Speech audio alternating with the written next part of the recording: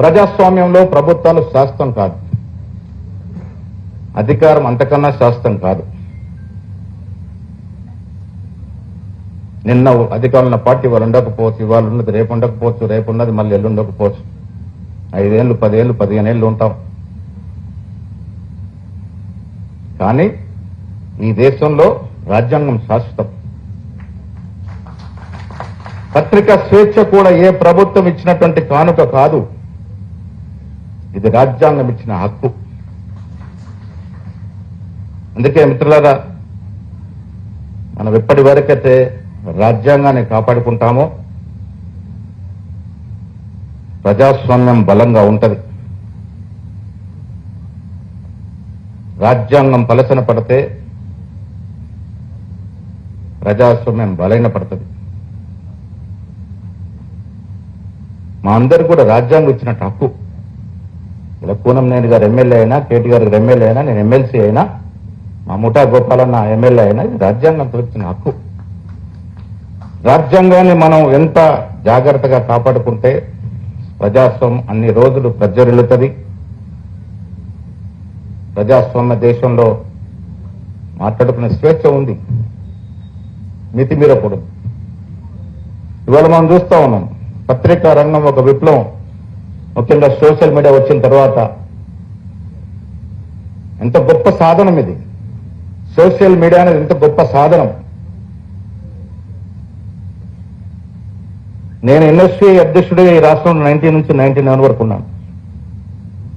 రోషే గారు ఆ రోజు ప్రధాన అధికార ప్రతినిధి, ఫార్మర్ మినిస్టర్. మేము చేసే కార్యక్రమం అన్నిటికీ వచ్చేది. పేరు మర్చిపోయిన ఒక ఫోటోగ్రాఫర్ ఉండే, మాకు పిలిచి చెప్పేది, కొంచెం ఆగండి ఆయన వచ్చే వరకు ప్రోగ్రామ్ ఒక స్టార్ట్ చేద్దామని. కారణం ఏంటంటే ఆ ఫోటోగ్రాఫర్ వస్తే వారే ఫోటోలు తీసి వారే వార్త రాసి అన్ని పేపర్లకు ఇచ్చేది. రోచే గారు రోజు పొద్దున పేపర్లు చదివి వారి న్యూస్ ఉండి దాంట్లో కొంచెం సార్థక కనబడి తృప్తి.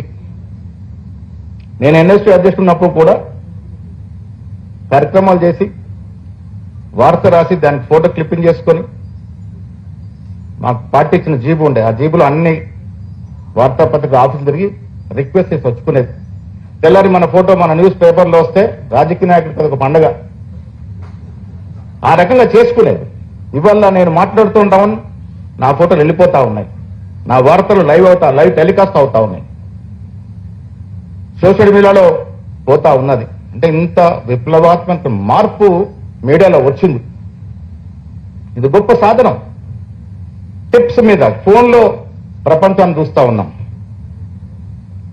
ఇక్కడ చాలా మంది కేటీఆర్ గారు బాగా వాడతారు ఫోన్, టెక్స్ అవి, ఐ థింక్ యువర్ టెక్స్ అవి.